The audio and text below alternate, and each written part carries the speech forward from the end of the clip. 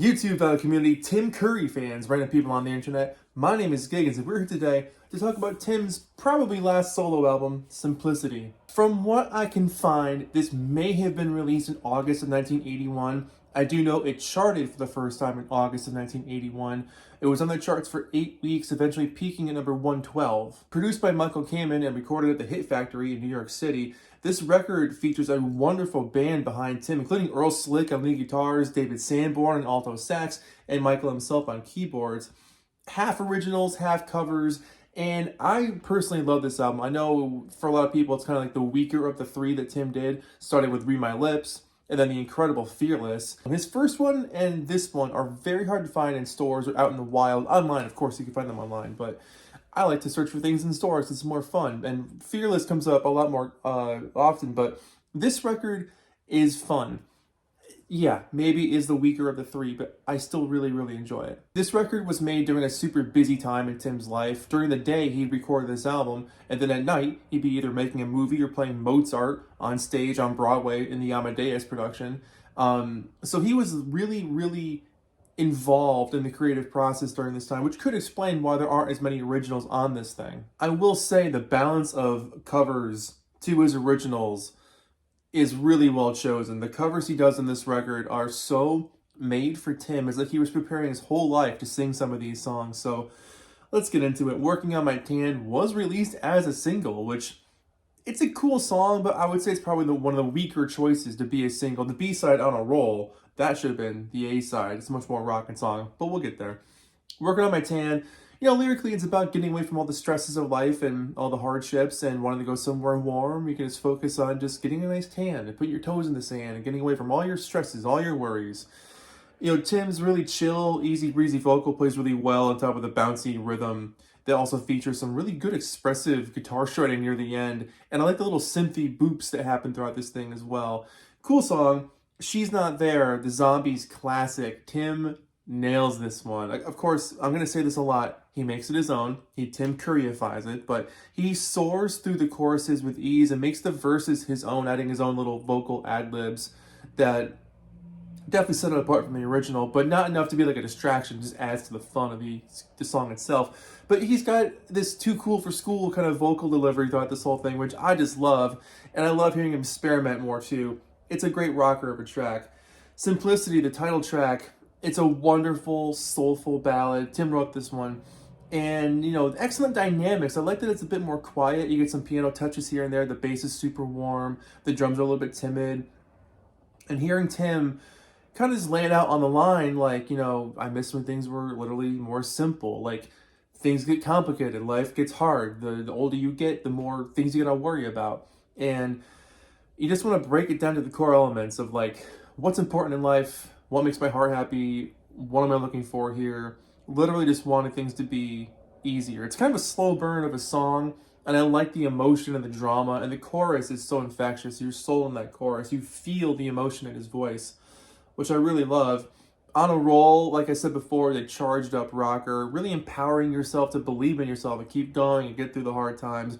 But Tim's like almost overly optimistic delivery is energetic, and it makes you feel like you can do anything. It's definitely single worthy for sure. I'm not sure why this wasn't the A-side. I feel like this would have done better, especially with rock radio at that time. But it recharges your batteries. I feel like the bridge does a great job of adding some dimension and character to offset the almost, not stereotypical rock feel, but just enough to keep it a little bit different and fresh in your ears. But yeah, I really love this one. We end side one with Tim's take on the Squeeze classic, Take Me, I'm Yours, and I really, really dig his effortlessly cool vocal on this one. Tim's delivery on this one is so slick and fluid, and the song itself has like a bit of an eeriness to it, almost like a creepy nighttime kind of track. And I've always liked when his voice plays with those textures. There's a richness to his delivery that works well in that pocket. Side 2 opens up with Dancing in the Streets, classic Martha the Vandellas song. It's pretty much spot on to the original. He adds his character and his flavor to it, but overall doesn't really strike too much new ground. But he does encompass the youthful energy and spirit of getting out there and community and building.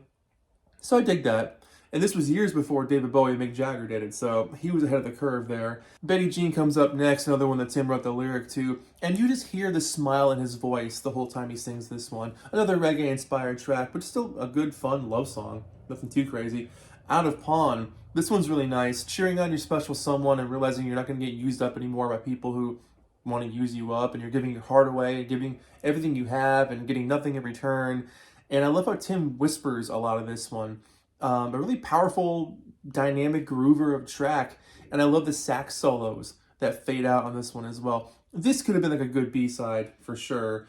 Somewhere in the City, hands down, probably my favorite track on the album. If I absolutely had to pick one, I love this whole album, but Somewhere in the City, it's like he spent his whole life gearing up to make this recording. The song itself has really great shifts and descending melodies, and I think Tim vocally works well in that world, but I love the ad-libs on here, the way he like totally makes the verses his own and it slides into the choruses a little bit differently. An album highlight for sure. I love this track, and for the longest time that was the only one I knew from this album.